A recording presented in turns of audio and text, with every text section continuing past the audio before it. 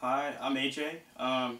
This is my YouTube channel, and I'm going to today talk about the Shoestring E15 by Horizon Hobby, or Eflite.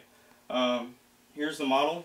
I've started assembling it, and it's a beautiful model. And what I elected to do as far as power setup is I used in the wings some high-tech HS 82MG servos. And then for the rudder and elevator, I chose to go with the high-tech HS 225 MGs. For the power setup, I went with the recommended motor from Eflite, their Power 25, and the speed control was their 60 size speed control. And then I also got their aluminum spinner and the recommended prop for the racing setup, which is 8/8 prop.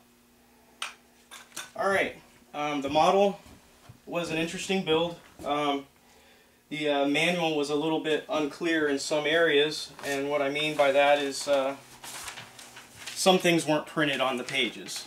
So there were some parts of the build where if I hadn't built a few airplanes that I wouldn't know what to do. And the section of the build that was skipped out on was installing the elevator as well as installing the control horns. Something else that I found that the manual lacked, and once again, if I hadn't seen these in the store, in my local hobby shop, I wouldn't have known what they were, and that's these plastic covers. There's absolutely no reference to them in the manual, and as you see, they look good on, so if I didn't know what they were, I probably wouldn't have used them. Now, in assembling the plane, the wings, something I had an issue with is my right wing doesn't seat properly to the fuselage, and actually you can see has quite a bit of play in it. And this side's got a little, not too bad, but this one for sure is a little less stable. Now something they did do to this model, which is out of all the kits I've gotten something new, is their wheels. They went with like a rubber wheel, and they're really nice. I like them quite a bit better than the foam.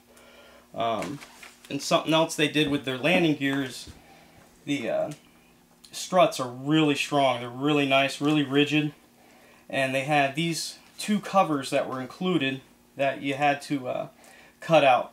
A little bit of a pain, but not too bad, and I think that it definitely looks good on the plane. Something else they didn't include with the kit that kind of surprised me, because every kit I've ever gotten from them is these little pieces of rubber that are used to help lock that clamp in place.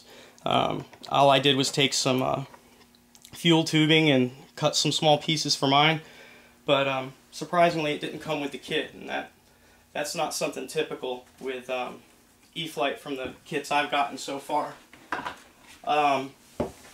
Now I did have a problem with my canopy as well as my cowling, and basically the problem is I can't get my canopy on if my cowling's on, and I can't get my canopy off if the cowling's on.